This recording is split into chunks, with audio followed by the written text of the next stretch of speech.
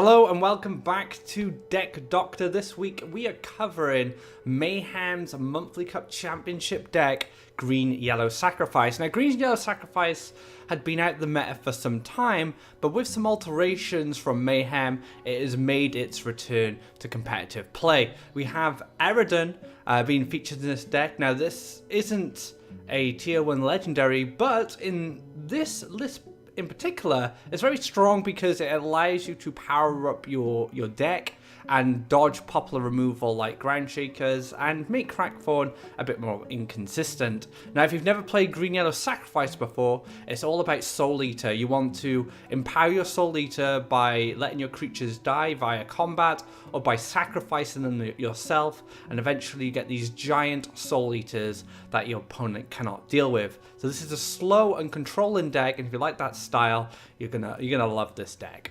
Anyway, let's get onto the cards and see what they do. Soul Eater, as I said, is the key card in this list. It brings the whole deck together, and if you look at its ability, it gains +1/+1 for each friendly creature that has died this game. So this is going to build up over time. It's going to take you time to get a Soul Eater into a reasonable size. You could play these guys of 7/7s, that's not too bad.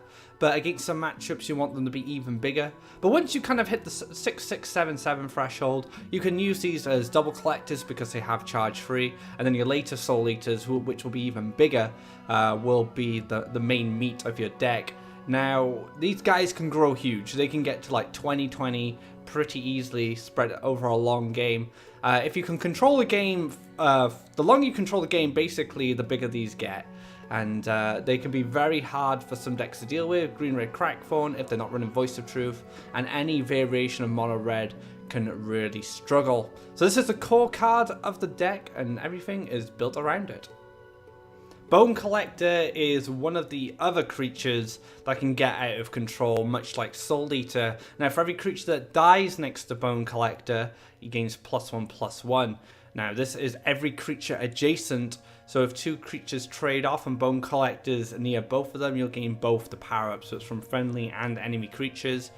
Bone Collector is a card you must respect and try and answer early, because if you don't, Bone Collectors tend to snowball pretty hard, and then they become targets for premium removal after only costing 2 Faeria. So if your opponent Last Nightmares or Frogifies a Bone Collector, that's a Frogify and a Last Nightmare that's not going on your Soul Eater later, and you have 3 of them, remember. So this card is crucial to maintaining board presence in the early game, but also can give you that mid-game, late-game push and bait some removal. Now, Spirit of Rebirth is a card you also have to respect, because if you leave this card alone and you don't answer it early, because of the nature of Green Yellow Sacrifice, you're sacrificing your creatures, they're just getting destroyed, trying to remove your opponent's threats, you start to empower your hand, and again, another card that can snowball very hard if not answered. And if you can hide Spirit of Rebirth away, the longer he stays on board, the more value you're going to get, and the harder your creatures are going to be to clear. Now, Origin Fanatic is a piece of mobility for this list. Yellow has great mobility cards in general, but this deck is primarily focused on sacrificing, so having a creature instead of say a Flashwind is a lot better. It has jump as well, so it's going to be able to double collect for you. But what this card is used for is moving your creatures in position to clear enemy threats, or trying to maneuver your Soul Eaters around to either clear threats again or try and find a lethal. So there's a lot of flexibility, and you'll be able to use this card to maintain ball control, or maybe even find a way to win the game.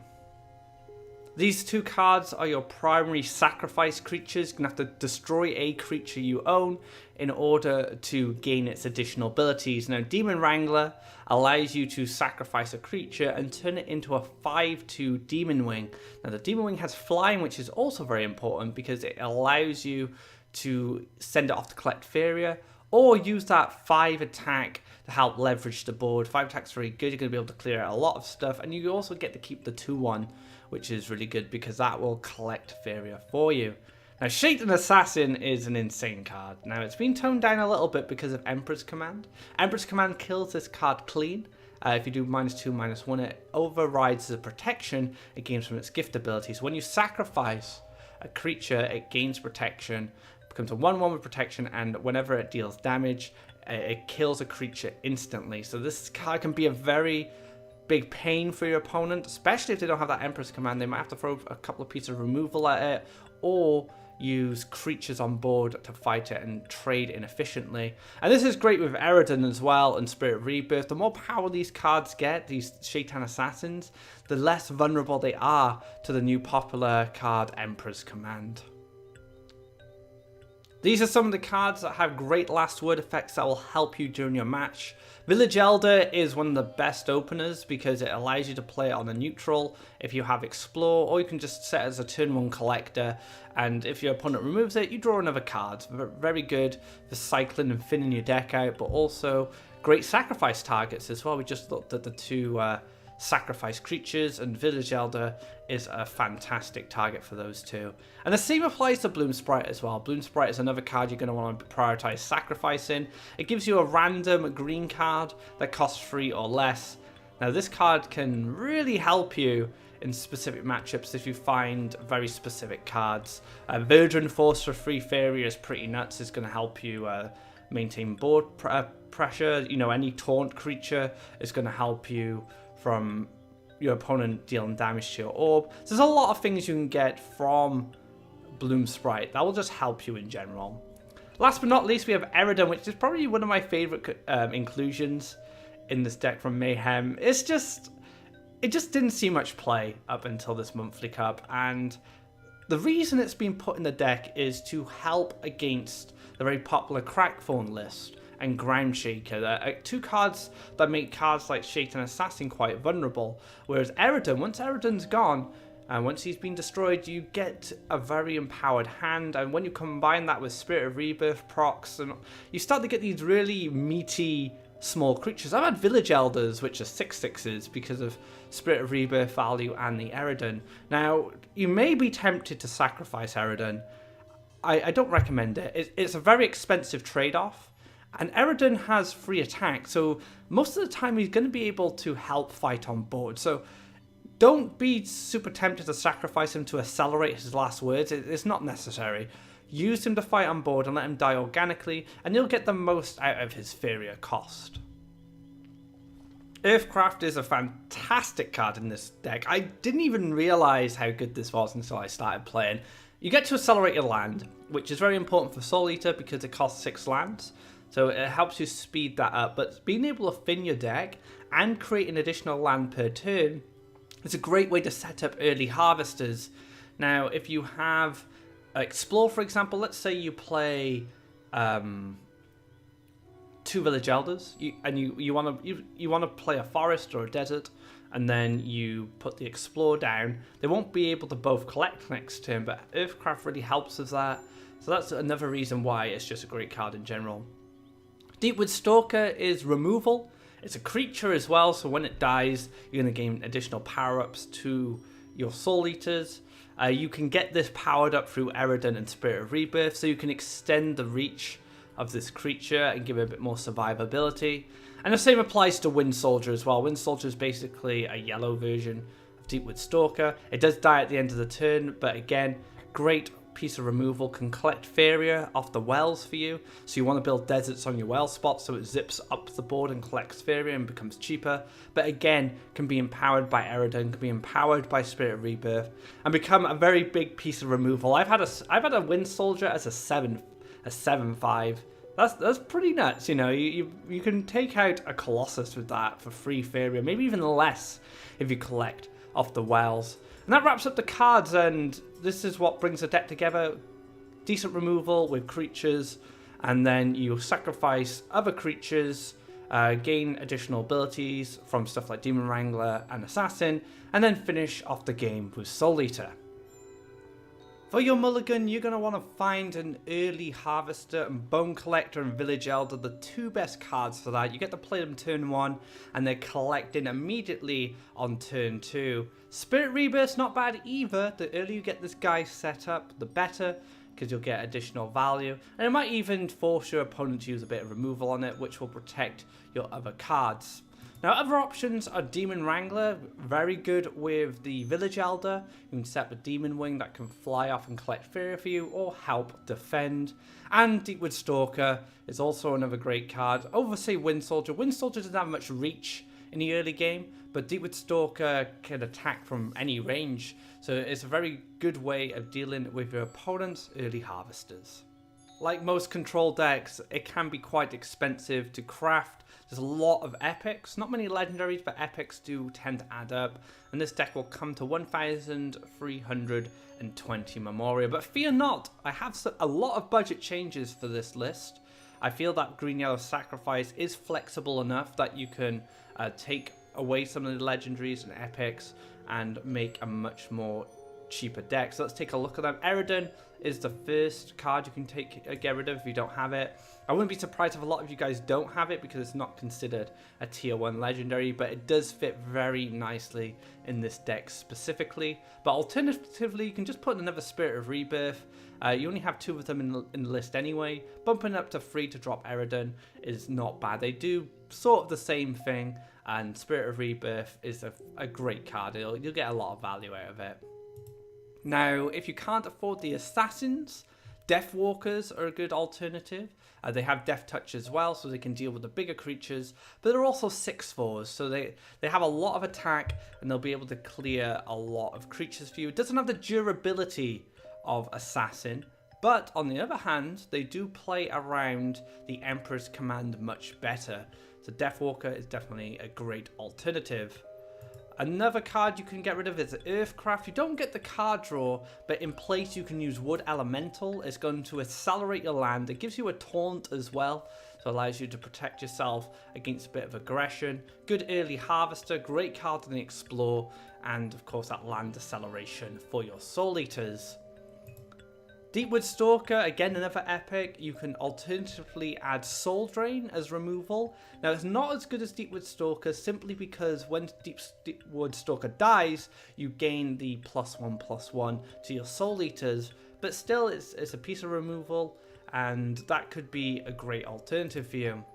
And that really wraps up what you can change, and that brings down the cost by a lot. You get rid of a lot of epics for rares and commons, and it just gives you a chance to play the deck without investing too much at the start, see if you like it, and then go from there. Let's go over the strengths and weaknesses. This deck benefits greatly from your creatures dying, sacrificing them dying in combat, empower your Soul Eaters, and give you a very strong win condition. You have also powerful early game creatures. Bone Collector and Shaitan Assassin are very deadly, especially if Bone Collector snowballs hard. Going into the mid game gets very powerful. This card can get into an enormous sized creature for 2 Faeria, and then your opponent has to use some hard removal on it, and that protects your Soul Eaters in the future. And of course, Soul Eaters gain massive attack and life from your creature destruction. So you'll be able to see these massive Soul Eaters going into the late game. I've had 23 Soul Eaters. It's not uncommon. It depends how long the game goes. So the later the game goes, the more creatures of yours that are going to die, and ultimately the bigger your Soul Eaters are going to be. Now your early game is very vulnerable to removal. Ground Shaker is a good example. Kills Demon Wrangler, kills Village Elder, kills Bloom Sprite, and as much as you do want your creatures to die, you do need some board presence. You need to be able to apply pressure. So Eridan does cover that. This is why Eridan was put in the list. He covers that weakness to 1 damage removals, stuff like Crack One and Ground Shaker, and it really helps in those matchups. It's weak to Emperor's Command simply because of Shaitan Assassin and how important it is to stabilizing in the early game, especially against decks like Mono Green, where they have these big creatures and it can kill multiple creatures with the protection. Now, if you do empower this through Eridan, it still will not be able to use its Death Touch ability. It'll be a 0/2, sorry, and it won't be able to deal damage, so it won't be able to Death Touch. You need it to be a 3/3 to be able to dodge Emperor's Command, so you're going to have some fortunate hits with Spirit of Rebirth to achieve that. Last but not least, of course, Soul Eaters are weak to hard removal and Frogify effects. You know, once these big guys come down, if they are last hope, if you need them to stabilize on board, hard removal can be a big problem. And as for matchups, this is why I think Yellow Events is one of the worst matchups, because they are able to control the board easy and early, move into advantageous positions aggressively, play a lot of events, get some value, play the Colossus, and you don't have hard removal. You're relying on your assassins and other creatures to deal with the Colossus. So when a Soul Eater comes down to defend you, there's usually a Last Nightmare waiting for you, and you just can't win from that point. So Yellow Events is a very bad matchup. However, most of the other matchups are pretty decent. I feel like Green Yellow Sack can win any game with a good hand.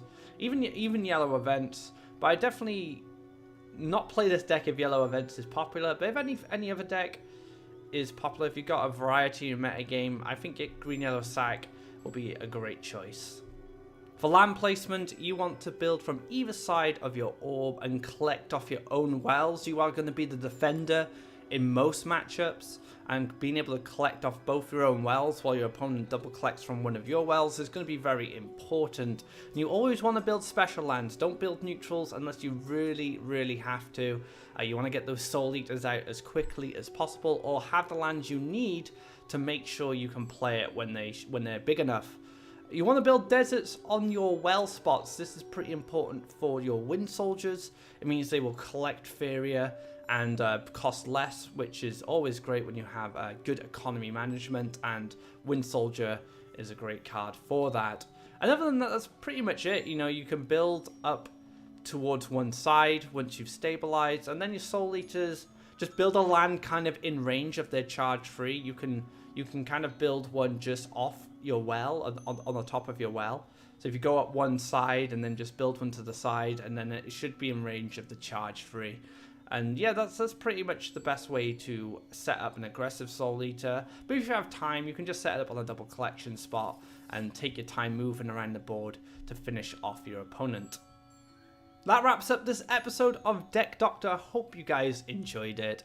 And I'm very happy to see this list doing well in competitive play. Big congrats to Maihem for winning his second monthly cup. If you like this video, be sure to give it a thumbs up. And if you haven't already, drop a subscribe to gain updates on when we have more content. And if you haven't already, check out Faeria.com/the-hub for all the latest guides, articles, and decks from myself and the community. So until next time, guys, take care and have a great day.